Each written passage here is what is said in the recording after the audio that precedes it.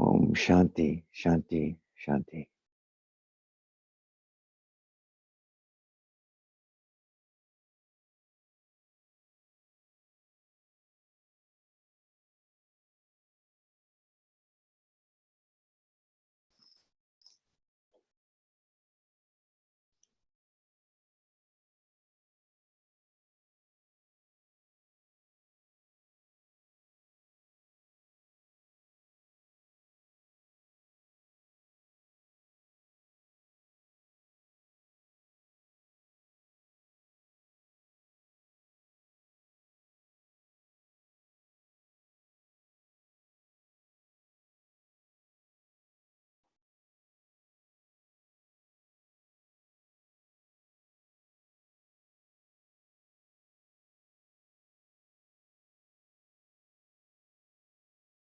Yesterday I was talking with someone and she said that she'd realized now after some time of being in seclusion and quiet and on her own, freed up from the daily schedules and commitments and purposefulness of her life, that she felt a great weight had lifted off of her shoulders, and she was now really enjoying the quiet and the lack of responsibility to do anything, to be anyone, to go anywhere.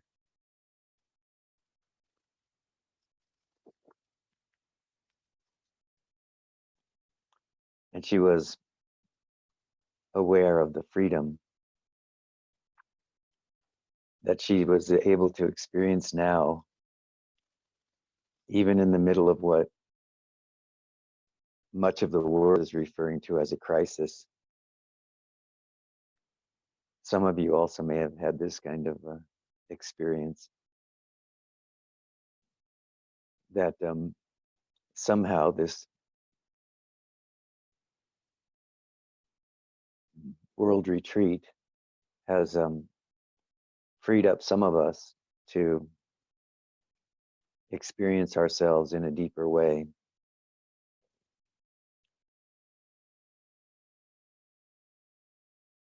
We're fortunate because we have a place to be, and we have enough food, and we are warm. Not everyone has this opportunity. But for those of us that do, there can be a great recognition of the freedom of simplicity, isn't it?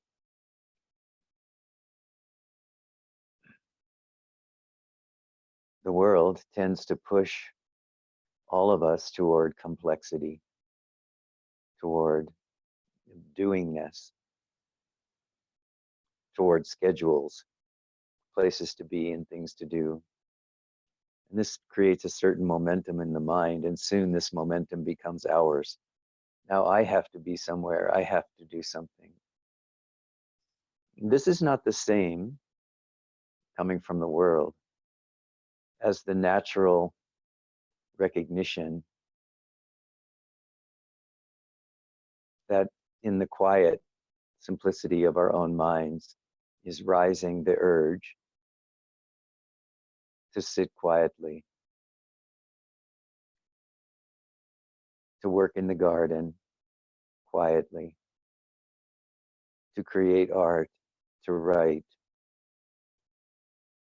These impulses are coming from a deeper place, deep within our own being. So what I'm really talking about here is the freedom that some people through this virus have realized is there in their lives when they let go of the schedules and the purpose that is the driven life that society sometimes requires of us, where we feel like it's not enough just to make music, or it's not enough just to sit, or it's not enough just to create something beautiful in our own house, in our own yard. We've become distracted by the need to achieve social goals, the goals of our companies, and so on. And in the doing so, we lose something in terms of the ability to recognize who we are. And that even without purpose, which is culturally acceptable, we are nonetheless valuable, being nobody and going nowhere, producing only what is significant or important in this moment for our immediate use and satisfaction. This can seem to some people like a very selfish way of being, and this is what often society will tell us, is that just to be as you are,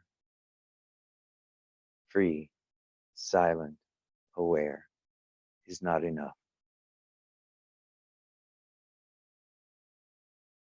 But then suddenly, the things which you have valued throughout your life, those moments of solitude or beauty, a walk in the forest,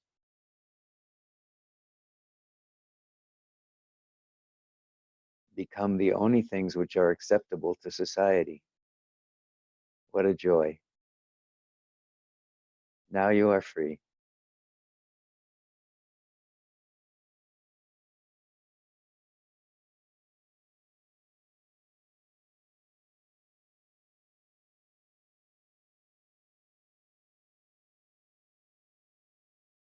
And society soon, as this crisis passes,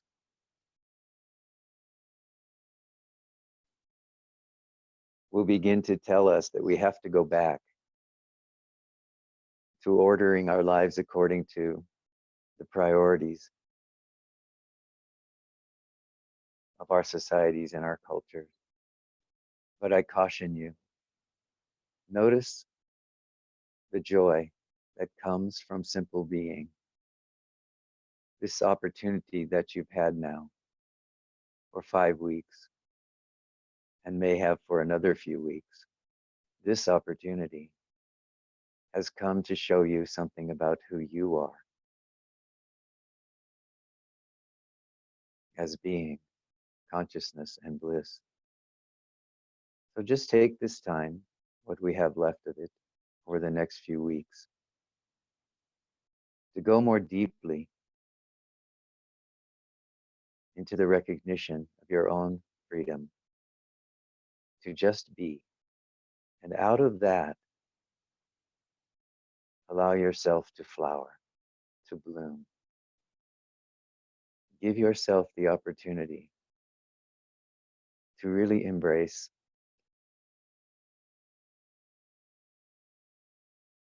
this freedom and this silence,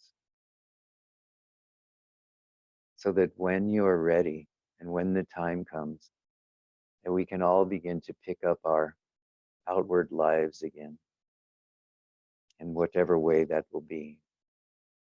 You have a really firm foundation in understanding what has become important to you, what you value as a sadhak, as a practitioner, as a person of the absolute.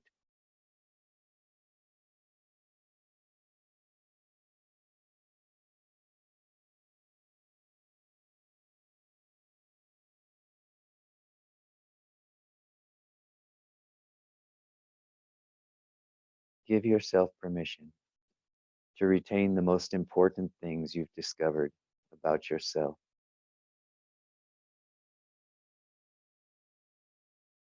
Your highest recognition of yourself as being, consciousness, and bliss.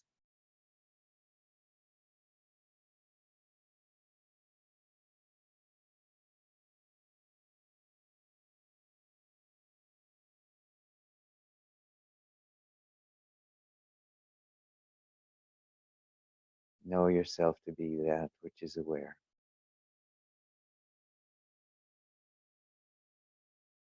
freed and free from all the responsibility to do, resting and relaxing in your natural state of being.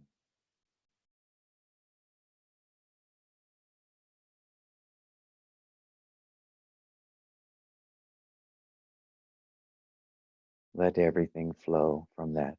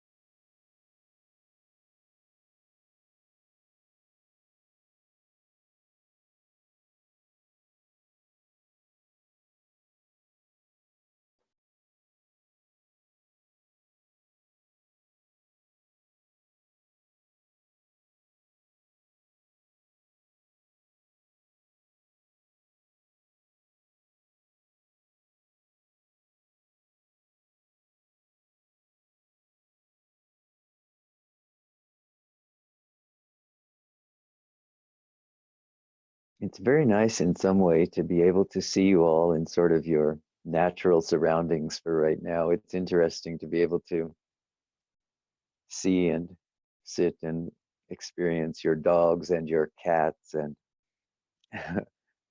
in your homes and so on. It's very sweet to see the faces of animals on the screen.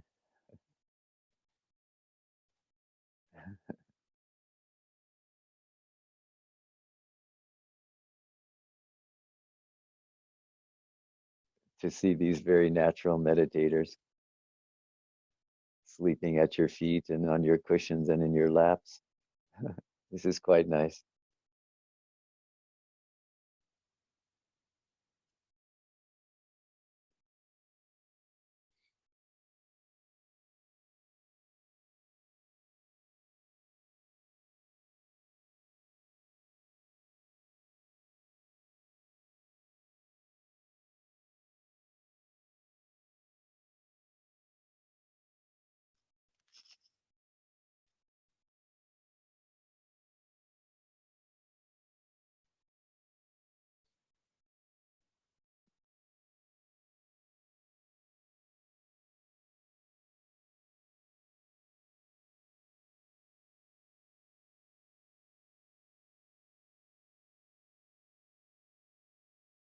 I mentioned last time, for those of you who weren't here, that some of you are still, or always maybe, are quite shy about speaking up during the satsang meetings. And I just wanted to let you know that you can also mm, go into the chat portion of Zoom here and you can type a comment or a question if you want to. You don't feel to speak.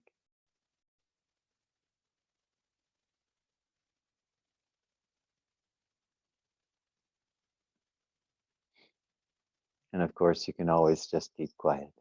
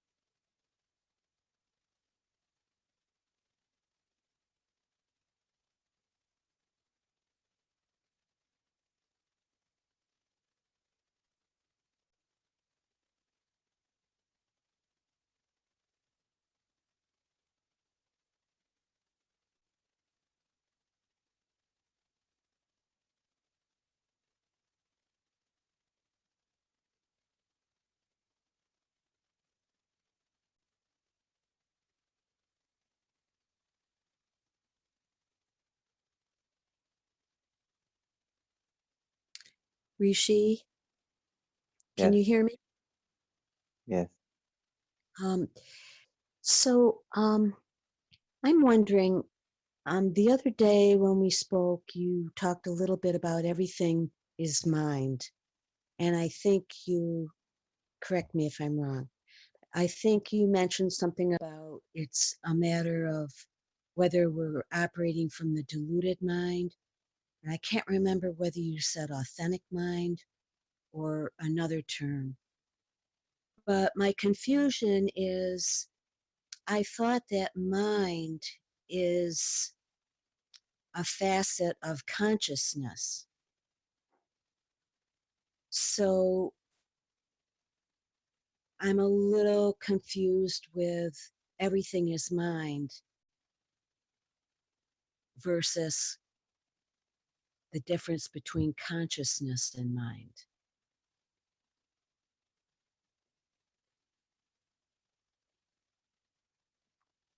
So when we were speaking, Diana, you said that you were relating to me that you had had some experiences that had manifested in a certain way, and you explained to me how those had manifested. It was in that context that I said to you, yes, in that context, everything is mine. In other words, you cannot have that sense of something which is other than you or different from you without using mind. So, this is a faculty of having this body mind complex, you could say. Everything that we experience using the mind is necessarily, can be said, is mind. We can't experience the kind of an experience that you were relating to me without the presence of what we call mind. So in this case, mind is what is the foundation for everything that we experience in the waking state. This is also true in the dream state, by the way. What we call mind is the foundation for that. It is, in other words, the screen, I mean the movie which we see on the screen of consciousness. Consciousness itself has no attributes, meaning it's like the screen in the theater. It's ever present, but cannot be seen by mind, just like the screen is not seen by the movie which is playing across it. In order for us to have any experience of body, mind, or world, however, in the waking state, what we refer to as mind has to be present. This characterized first by the thought I. So everything that we experience in body, mind, or world is preconditioned by the first thought I. This is the thought, the feeling, or perception that arises at the moment we awaken in the morning. Right away, we know I am. We know this with certainty. We know I am here. I can feel this. There's no doubt about this.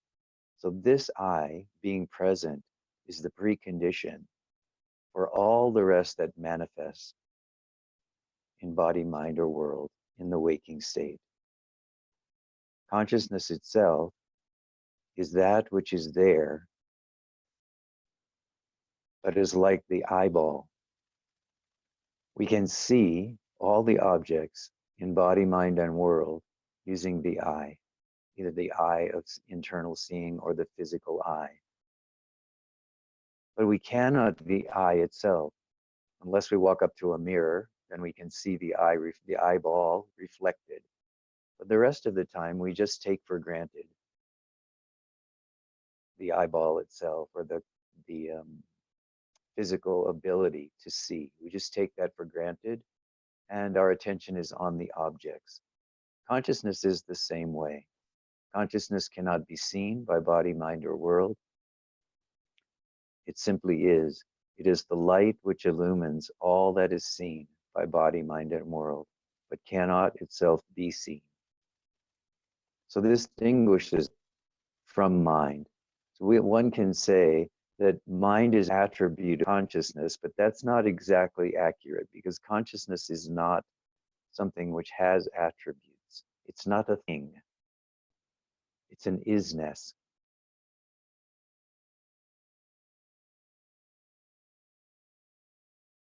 But without mind, what we experience as the waking and dreaming state, as body, mind, and world, uh, cannot be perceived. So that's why I said to you in that circumstance, you were asking, is this just my mind making things up? Or is there something else going on here? And my response to you was, well, first of all, understand that everything is mind in the waking state. Everything that we experience is experienced using mind. The fact that we're using mind as a perceptual apparatus doesn't alter the fact that mind is itself consciousness. Without consciousness, there is no body, mind, world, there is no waking, dreaming, sleeping. All of these states and positions, if you will, are only possible through the light of consciousness, which has no attribute. Everything else, according to this explanation, is mind.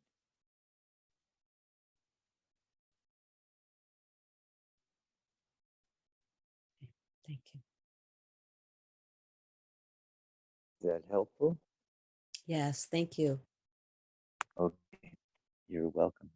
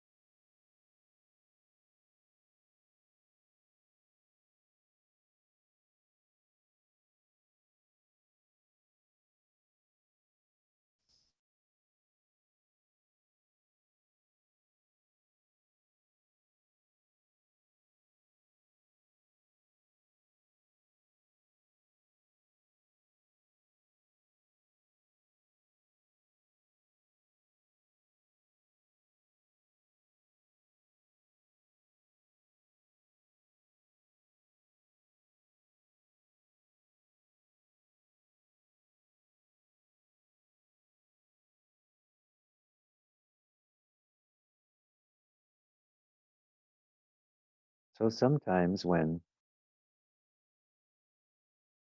I speak about these things, mm, there's always this recognition present that it's not really necessary to parse these things out like this. Um, it's not necessary to know these distinctions in one way or another, but it can be very helpful. One of the capacities that many of us experience all the time with our minds, with mind, is that somehow to understand something in a different way or to perceive something in a way that's not the usual way in which we perceive things can be very helpful. They always like to add the qualifier that in some way, to know nothing, to need to know nothing,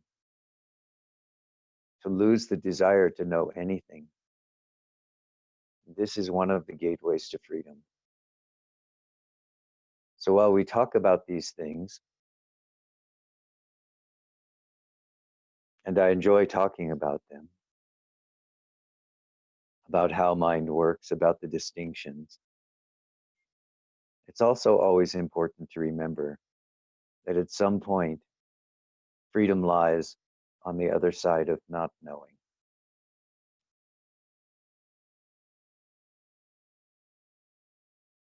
So we use these tools of somehow understanding the way that our mind works and the way that our emotions and our experiences are come into being and expand themselves. But in some way, it's always important to remember that proliferation and mental knowing are very limited ways of being. And it's actually through the gateway of not knowing, of allowing things to be as they are, whether we understand them or not. This is the way in which freedom can be realized. The questions and the answers are temporary. Freedom is permanent.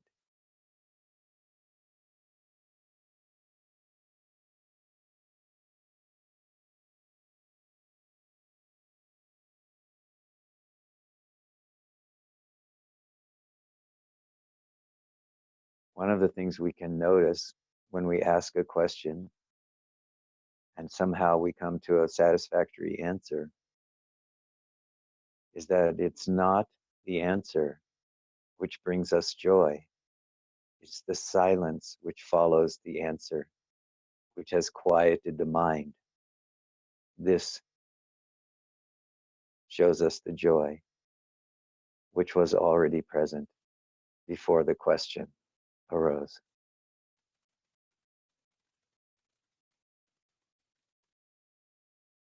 So answers have their value in that they lead us to the end of questioning, into the silence and the freedom and the joy of being, consciousness, and bliss.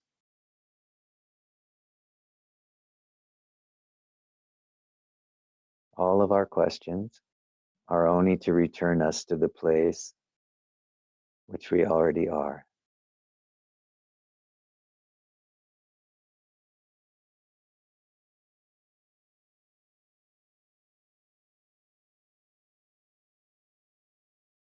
In a way, you can say the reason we ask questions is to come to the end of questioning. But along the way, the questions are necessary. So thank you for asking.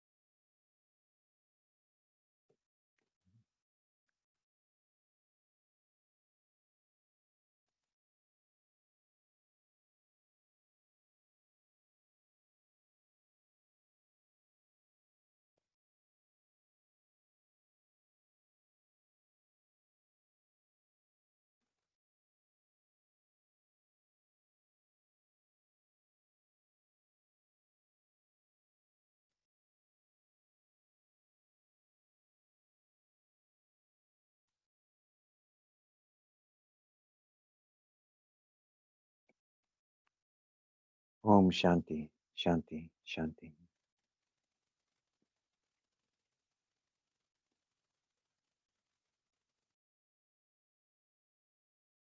Om Triambakam Yajamahe Sugandhim Pushtivardhanam Urvarugamiva Bandhanam Mrityor Mukshiyam Amritawa Swaha Bhuva Bhu Om Sat Jung Hang Om.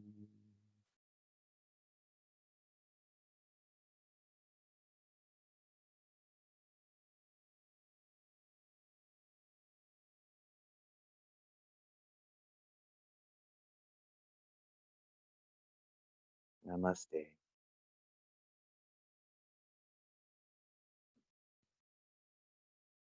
Big love.